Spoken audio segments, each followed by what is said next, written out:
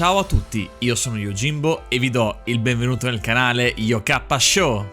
Ultimamente stiamo assistendo a tantissimi lavori indipendenti di successo, pensiamo ad esempio ad Hazbin Hotel, l'Uva Boss, l'H-Daisy e ancora una volta la storia si ripete anche nel caso del pilot di The Amazing Digital Circus, un corto d'animazione 3D creato dalla Glitch Productions, la stessa casa creatrice di un'altra web series di successo, cioè Murder Drones, che vede come autore Liam Vickers. Mentre questo pilot è stato scritto, diretto e prodotto dalla showrunner americana Ghostworks, che in passato lavorò anche alla Spindlers per creare musica per Hazbin Hotel e The Luva Boss. Esattamente come la serie gemella, lo show è stato progettato per durare 8 episodi, pilot compreso. Ad un'occhiata superficiale lo stile 3D dei modelli e delle texture potrebbe sembrarci retrodatato, ma questo effetto è voluto in realtà perché imita di proposito i colori vivaci e l'estetica dei filmati pre-renderizzati dei giochi PS1 o in generale dei titoli per computer che trovavamo negli anni 90 e primi 2000. Possiamo notare infatti arti gommosi e la tipica comicità slapstick demenziale stile Looney Tunes. Il tutto condito da un profondo e oscuro senso di terrore e di un interessante alone di mistero. Se non l'avete ancora visto vi consigliamo caldamente di recuperarlo sia sul canale originale della Glitch che trovate in descrizione, ma soprattutto nel meraviglioso doppiaggio in italiano realizzato da Jim Photonic. Ma prima di iniziare, che ne dite di iscrivervi al canale? Perché abbiamo notato che un sacco di gente che guarda i nostri contenuti non è ancora iscritta e se ognuno di voi lo facesse, potremmo creare qualcosa di bellissimo tutti insieme. Ma di cosa parla la trama? La serie ci introduce la storia di un gruppo di 6 sconosciuti che sono stati imprigionati in un mondo virtuale, in corpi di giocattoli, controllato da un'intelligenza artificiale di nome Kane, che veste i panni del direttore del circo. La storia si focalizza su una ragazza di 25 anni che si è ritrovata in questa assurda dimensione digitale e che non riesce a ricordare né come ci sia arrivata né quale sia il suo vero nome. Il suo aspetto è quello di un variopinto e grazioso giullare. Lo show non perde tempo e crea subito un'allettante aura di mistero, presentandoci un eccentrico cast di personaggi.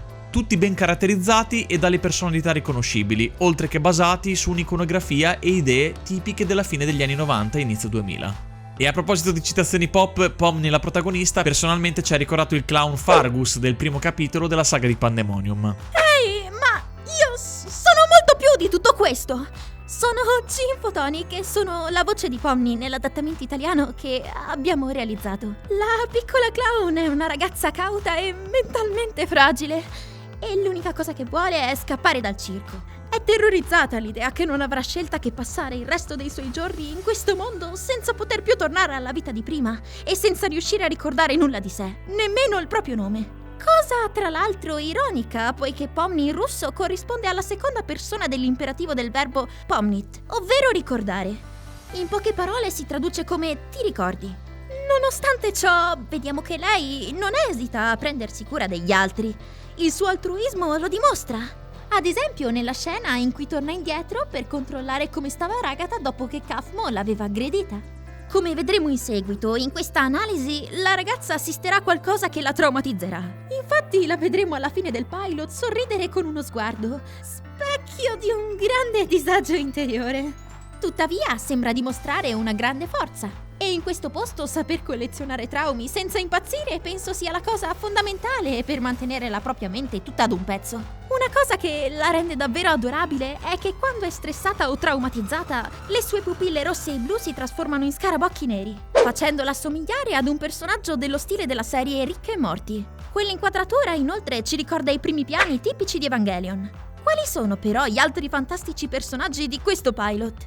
Dopo Pomni naturalmente viene da citare Jax, il coniglio stronzo che sembra essere ispirato come stile a Max the Rabbit, personaggio con cui condivide anche l'assonanza nel nome del gioco Sam & Max. Poi abbiamo Ragatha, la più dolce e gentile dei personaggi. Il suo design sembra essere una citazione alla bambola Raggedy Ann del film Raggedy Ann and Andy. Poi c'è Gangle, le cui emozioni possono essere lette direttamente sui suoi volti, essendo un richiamo alle maschere del teatro greco. Quando quella della commedia si rompe, gli rimane solo l'espressione triste per esprimere i propri pensieri. Inoltre, sia lui sia Jax sono entrambi ispirati a Poppy the Performer, una vecchia serie animata giapponese. Poi abbiamo Zubul, personaggio molto interessante, la cui creatrice, Ghostworks, disse di essersi ispirata a un set di giocattoli anni 90, Zolo a Go-Go Play Sculptor, che nella pratica sono delle specie di figure fatte di vari pezzi di incastro, davvero molto artistiche. Il personaggio potrebbe essere inoltre simile al logo del canale YouTube della stessa creatrice. Kinger, che come dice il nome è semplicemente una citazione al pezzo del re degli scacchi, è anche la persona intrappolata da più tempo nel Digital Circus.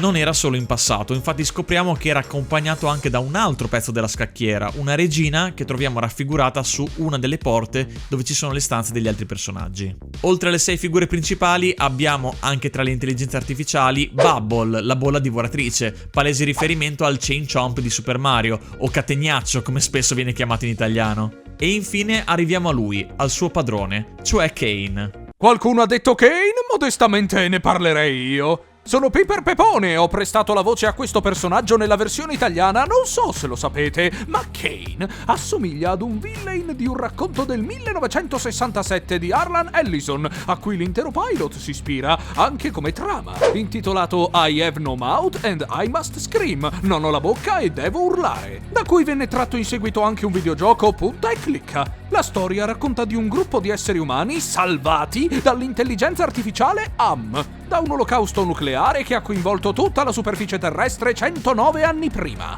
Purtroppo i personaggi diventarono vittima delle torture del computer, una sorta di divinità salvifica ma al tempo stesso malevola e onnipotente, contro cui i protagonisti sono giocattoli che non possono nulla, nemmeno togliersi la vita, perché li ha resi immortali allo solo scopo di farli soffrire ancora e ancora. Comincia a sembrarci familiare tutto questo? Gooseworks ha affermato che Kane è essenzialmente quello che Am sarebbe se fosse un ragazzino buffo e divertente invece di un sadico pazzo che incarna l'odio assoluto. Questo certo non ci fa che sperare per il meglio, ma dobbiamo considerare che in realtà non è completamente malvagio, ma piuttosto dispettoso in modo inconsapevole. Citando le parole della sua creatrice, esiste un intero spettro di emozioni umane che semplicemente non sente essendo una macchina. È vivace, esagerato, mente e nasconde informazioni e risulta emotivamente molto disconnesso dai traumi che provano i personaggi attorno a lui. Il suo nome può anche farci pensare a Caino della storia biblica, colui che uccise il proprio fratello Abele, divenendo di fatto il primo omicida della storia. Sarà dunque per questo che più avanti nell'episodio c'è un logo con sopra scritto C&A, Cain e Abel? Che poi in sto pilot è pieno di riferimenti religiosi, tipo c'è il tavolo a fine dell'episodio che è uguale al quadro dell'Ultima Cena di Leonardo da Vinci, o che in questo artwork ufficiale condiviso su X, dove Pomni è addirittura crocefissa. Che sia forse il messia destinato a salvarli tutti? Questa naturalmente è solo una teoria. Arcane Theory! Beh, salvatrice o no, Pomni compare improvvisamente in mezzo a loro, spiegando che si era messa un visore per la realtà virtuale e ora non è più in grado di toglierselo, né di sentire il suo corpo reale. Se desidera tornare ad essere libera, dovrà raggiungere e superare l'ultimo livello e sconfiggere il boss del gioco. Ah già, no scusate, quello era Sword Art Online. Kane spiega alla ragazza e al pubblico la situazione in cui si trova e organizza una sorta di quest, insomma una missione in stile videogioco, per tenere occupati gli sfortunati abitanti del mondo digitale. Il loro obiettivo sarà catturare delle creaturine di nome Gloinx che immediatamente rubano tutti i pezzi di cui è composto il corpo di Zubol. Kane abbandona il gruppo andandosene con Bubble e Pomni non vuole giocare al gioco credendo di aver visto una porta che conduce a una via d'uscita da questa assurda dimensione. All'inizio dell'episodio il direttore del circo aveva mostrato alla clown tutto quello che era riuscito a creare, il tendone, i terreni esterni e addirittura il ciclo giorno-notte, con tanto di sole e luna. Al di là di tutto ciò, tuttavia, esiste il vuoto, che pare essere solo una sorta di spazio programmabile. La ragazza non sa dove porterà la misteriosa porta rossa con sopra la scritta uscita che ha visto, ma è determinata a trovare un modo per fuggire da quel posto, come inizialmente avevano cercato di fare anche tutti gli altri. Questo ci porta a parlare di Kafmo, un pagliaccio che abbiamo omesso inizialmente di proposito parlando degli altri personaggi. Questo perché Pomni, insieme a Jax e Ragatha, visitano la sua stanza e, vedendo le pareti ricoperte di scrittura maniacale, scopriamo con orrore che il clown è diventato astratto, cioè ha perso la sua mente e il suo aspetto ed è diventato una sorta di mostro glitch. A questo punto dobbiamo porci una prima domanda: come funziona esattamente questo processo di astrazione? Osservando cosa ci è stato raccontato, tutti i personaggi sono intrappolati in corpi digitali di giocattoli governati dall'intelligenza artificiale, ma col passare del tempo questi umani sembrano perdere il senso di sé e diventare astratti. Se la mente si frattura, la stessa cosa succede anche al loro corpo. In questa realtà le persone non hanno bisogno di dormire, perciò sembrerebbero essere legati al mondo digitale da più di un semplice visore della realtà virtuale, come ci era stato raccontato da Pomni. Il tempo è letteralmente infinito e quindi non c'è mai bisogno di un vero e proprio riposo. Sappiamo infatti infatti che la mente umana senza sonno inizia prima a non funzionare bene e ad un certo punto addirittura muore. Un'ipotesi è che Kane si comporti quasi come se fosse programmato per accogliere i nuovi partecipanti al gioco, che magari ci sostavano per breve periodo, e il suo scopo era quello di intrattenerli. A un certo punto, tuttavia, qualcosa sembra essere cambiata e lui si è reso conto che aveva il dovere a lungo termine di aiutare gli umani, che in qualche modo vengono risucchiati nel suo gioco. Per fare questo, il direttore del circo cerca di simulare la vita umana. I personaggi, infatti, se notiamo, dicono che non hanno bisogno di dormire, ma che a loro piace fingere di farlo, anche per stare un po' da soli nelle loro stanze, lontani gli uni dagli altri, soli con i propri pensieri. Questa farsa può sembrarci inutile, ma se ci riflettiamo potrebbe servire loro per allenarsi ed entrare in uno stato mentale in cui pensi il meno possibile fino al giorno successivo. Permette loro di avere un'illusione di normalità e li aiuta a mantenersi mentalmente sani. La stanza di Kaufmo era ricoperta di scritte che ci testimoniano di quanto stesse cercando un modo per scappare, piuttosto che usare il proprio tempo per riposarsi. Ciò l'ha portato probabilmente ad ossessionarsi sui suoi problemi e sul perché fosse intrappolato lì, invece di cercare di distrarsi. È logico pensare che avere infinito tempo a disposizione per lui significasse anche avere infinite ore da dedicare al suo piano di fuga. Questo, ahimè, è stato anche il motivo che l'ha portato prima alla pazzia e poi a diventare astratto. Facciamo però un passo indietro e cerchiamo di rispondere ad un altro quesito. Che cos'è esattamente questo posto? Il pilot si apre come la presentazione di un gioco per PC o PlayStation degli anni 90. Se avete posto attenzione, durante l'episodio compare anche una pubblicità che non è altro che un easter egg contenente l'indirizzo del sito thewalkywatch.com. In questo sito web è possibile trovare un filmato in cui ci viene mostrato un menu principale di gioco di The Amazing Digital Circus, che, insieme al vaso che vediamo clipparsi nel terreno, sono ottime prove del fatto che probabilmente ci troviamo in un videogioco anni 90. Pomni stessa dice infatti di essersi messo un visore VR prima di entrare nel mondo e il fatto che Kane abbia sviluppato le varie aree pensiamo che completi il cerchio. A fine anni 90 i visori VR esistevano già, anche se ancora molto rudimentali. Pensiamo ad esempio al Siga VR o al VFX1 di Forte Technologies. Ed effettivamente, se accostiamo un filmato di allora registrato con un VR alla grafica di questo corto, ci accorgiamo di come l'effetto brillante sui poligoni e le texture piatte dell'ambiente di The Amazing Digital Circus si somigliano molto. Oltre questo, sia nel filmato trovato sul sito, sia osservando l'attrezzatura che si trova sulla scrivania negli uffici creati da Kane, effettivamente ci accorgiamo che questi computer tower orizzontali con lo schermo CRT sono di circa fine anni 90. Io posso dirvi che c'ero e perciò posso confermarvi con assoluta precisione che i modelli che vediamo sono molto simili a quelli creati da Dell in quel periodo, tipo l'Optiplex GS 5133L. Alla luce di tutte queste prove sappiamo di per certo che questa storia è sicuramente ambientata nel passato. Ok, caro Yojimbo, mi direte, abbiamo appurato che questo è un gioco, va bene, ma come ci sono rimasti intrappolati questi umani? Beh, partiamo dal presupposto che se le menti di queste persone sono imprigionate dentro il gioco, possiamo supporre che i loro corpi reali siano attaccati a delle macchine che li tengono in vita, mentre magari si trovano in una specie di coma. Torniamo per un secondo a Pomni, che ad un certo punto ritrova la fantomatica porta d'uscita. Quando la attraversa si ritrova in una serie di uffici stile anni 90, citazione sia alle backdoors ma soprattutto al gioco Stanley Parable. È un videogioco geniale e al tempo stesso bizzarro in cui si vestono i panni di Stanley, un dipendente di un'azienda che lavora al computer ed esegue delle istruzioni che gli vengono impartite a schermo. Tuttavia un giorno, non ricevendo più alcun compito, si accorge che l'ufficio è completamente vuoto e decide di lasciare la stanza numero 427 per cercare nell'edificio e indagare su questo mistero.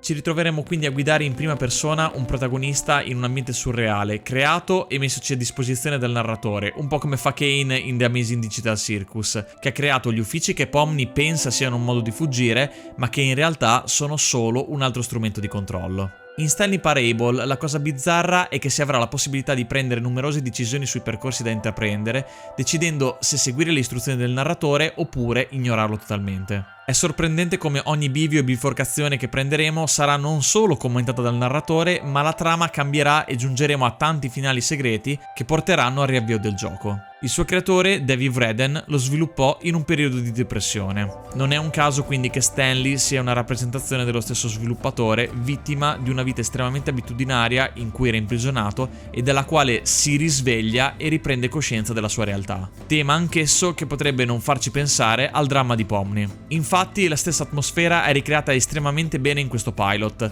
tant'è che alcune aree sono veramente molto simili a quelle del gioco originale. La giullare, nel suo vagare per gli uffici in maniera similare a come fa Stanley nel suo gioco, trova una stanza che la lascia sconvolta e fissa con orrore un vecchio computer. Non ci viene spiegata la ragione della sua paura e della sua risata maniacale, anche perché la ragazza non ricorda cosa le sia successo prima di entrare nel gioco. È singolare come vedremo ripetersi l'immagine di questo computer al termine del pilot, anche perché la ragazza, ricordiamolo, vagando per gli uffici, era riuscita a raggiungere la fine e a perdersi nel vuoto. Quella sorta di spazio non ancora definito dove ha percepito qualcosa. Lo stesso qualcosa che l'ha sconvolta in quella stanza col PC. E non è un caso che al di là dell'immenso vuoto ci venga mostrato ancora una volta lo stesso ufficio con il vecchio computer. Il che ci porta a chiederci: se questi uffici come il resto del mondo sono stati creati da Kane, è possibile che quella scrivania in particolare sia ispirata a qualcosa di reale? Magari proprio l'unica cosa che Pomni ha visto prima di entrare in quella simulazione, altrimenti perché ci sarebbe stata mostrata oltre il vuoto? Se confrontiamo le due stanze, infatti possiamo notare in entrambe il fantomatico visore VR che la ragazza dice di aver indossato, oltre che l'attrezzatura nel banco a sinistra e gli schedari sulla destra. Se mettiamo le due situazioni a confronto, noteremo che la seconda stanza non solo ha la luce che penetra dalla finestra, ma probabilmente ci rendiamo conto che stiamo guardando il mondo reale al di fuori della simulazione, più caldo e luminoso. Il fatto che nella realtà non ci sia nessuno che sta indossando il VR ci fa ipotizzare che quello che hanno indossato probabilmente non fosse un visore, ma un qualche tipo di dispositivo che ha copiato la loro mente, la loro intera coscienza, e l'abbia trasferita all'interno della simulazione. Quindi le copie dei loro cervelli all'interno del gioco sarebbero totalmente staccate dalle persone reali. Insomma, se avete visto Black Mirror, praticamente è la stessa cosa che avviene con la tecnologia dei cookie nell'episodio Bianco Natale. Del perché abbiano fatto questa cosa per sfuggire alla realtà ancora non c'è dato saperlo, perché questo ci riporta alla mente il libro citato prima da Pepone, Non ho bocca e devo urlare, a cui questo corto è ispirato. È forse questo il motivo per il quale Pomni non ha ricordi precedenti all'ingresso nella realtà virtuale? Perché magari lei è la copia all'interno del gioco e quindi non può avere memorie precedenti alla sua creazione, che ovviamente è avvenuta con l'ingresso nel mondo digitale. Non ricorda nulla perché prima semplicemente nella sua memoria non esiste nulla. Parliamo ora di qualcosa che è presente per tutto il corto ma che passa quasi in secondo piano. Chi sono questi inquietanti manichini molto simili a quelli usati dagli artisti come reference delle pose? Li troviamo un po' ovunque, ad esempio fungono come personaggi non giocanti di sfondo nel ristorante dove troviamo Kane e Bubble, e ne vediamo ad esempio uno farsi il bagno nella stanza con la finestra che apre Pomni. Nel corridoio dove ci sono tutte le stanze degli abitanti del circo possiamo osservare tantissime immagini di precedenti personaggi che hanno abitato in queste stanze, segnate con delle enormi croci rosse. Tra l'altro, piccola curiosità, alcuni di questi sembrano citazioni ai videogiochi Joyville e Changel. È probabile che ormai tutti questi individui siano diventati astratti. Basta vedere quanto è affollato il luogo che Kane chiama la cantina, che è una sorta di prigione dove rinchiude tutti gli umani che si sono trasformati in mostri glitch. Tuttavia, su diverse altre porte vediamo molte immagini di manichini e qui ci sentiamo di fare un'ipotesi. Potrebbero essere queste marionette senza identità delle specie di corpi vuoti? Magari sono degli involucri che aspettano solo di essere colmati con la coscienza dell'umano di turno. Forse è il motivo per il quale ce ne sono così tanti. Voi cosa ne pensate di questa teoria? Fatecelo sapere qui sotto con un commento. Passiamo infine a vedere qualche piccolo easter egg e curiosità di questo stupendo pilot, oltre quelli che già abbiamo citato nell'analisi. Quando Pomni è rincorsa da Kaufmo astratto, la vediamo sbattere contro ad un recipiente da cui esce una moltitudine di scimmie di plastica. Questo è un riferimento al famoso gioco da tavolo Barrel of Monkeys. Il vuoto nel mondo digitale potrebbe essere un rimando a quello che troviamo nel gioco di Minecraft. C'è una battuta che Kinger fa a Zubol quando viene salvato dalla regina Gloinx. You didn't experience a game show in there, did you? Questa domanda si riferisce a un'animazione 2D creata da Gooseworks, intitolato Little Ronmo. In questo corto, modellato come se fosse un gioco, quando il protagonista viene mangiato si ritrova a giocare in una specie di show televisivo in stile Ruota della Fortuna. Parlando della regina Gloinx, abbiamo notato che somiglia spaventosamente al serpente a strisce che vediamo nel film Beetlejuice. Nel corridoio delle stanze, l'immagine di Pomni sulla sua porta richiama l'immagine triste di SpongeBob. Nella presentazione presentazione dei personaggi vediamo già che Kaufmo non è presente. A confermarcelo, oltre il disclaimer, c'è anche il cartonato che cade. Ciò sta a significare che è già diventato astratto. Dentro la sua stanza, oltre ad avere la parola uscita scritta in modo ossessivo su tutti i muri, ci rendiamo conto che è piena di quadri molto inquietanti. Una di queste tele ha gli occhi astratti dipinti sopra, che sono molto simili a quelli che Kaufmo ha ormai sul proprio corpo di mostro Glitch. La scrittura maniacale del pagliaccio inoltre non ha potuto che farci pensare al gioco di Detroit Become Human, dove i devianti ripetono in modo ossessivo il nome RA9 sui muri. Sempre qui vediamo che sulle pareti c'è anche un disegno di Kane gigante che rincorre Kaufmo e vicino la scritta "Nessuna uscita". Ed infine, come gli altri personaggi si basano tutti su giocattoli, anche il design di Kane non è da meno. Infatti esso, se osservate, è ispirato alla classica dentiera a ricarica. Riteniamo che The Amazing Digital Circus sia un'opera davvero particolare e incredibilmente ben realizzata. È assurdo quanto sia piena di simbologie e citazioni nascoste ad un periodo cult come sono gli anni 90. Strameritato perciò tutto il successo straordinario che sta avendo, perché è riuscita a fondere insieme tematiche come l'horror, i videogiochi e la cultura di internet, e al tempo stesso riesce a parlare di temi estremamente importanti. Link in descrizione per godervi lo stupendo adattamento italiano, e grazie di cuore a Gin e Pepone per il loro cameo in questa analisi. Parlateci del vostro personaggio preferito di questo pilot. Che dite? Vi piacerebbe vedere altri video analisi su The Amazing Digital Circus? Ditecelo qui sotto in un commento. Vi invitiamo a iscrivervi al canale per non perdervi un sacco di contenuti a tema animazione. E noi come sempre ci vediamo al prossimo video.